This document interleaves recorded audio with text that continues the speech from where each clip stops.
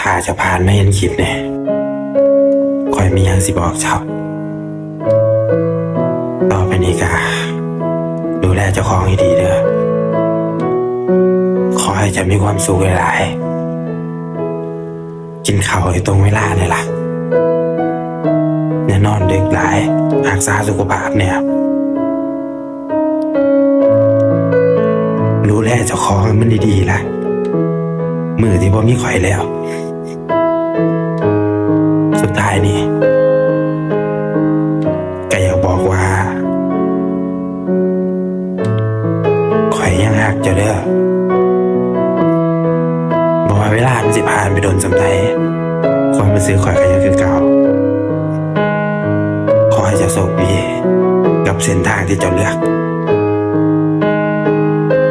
ข่อยดีใจนัก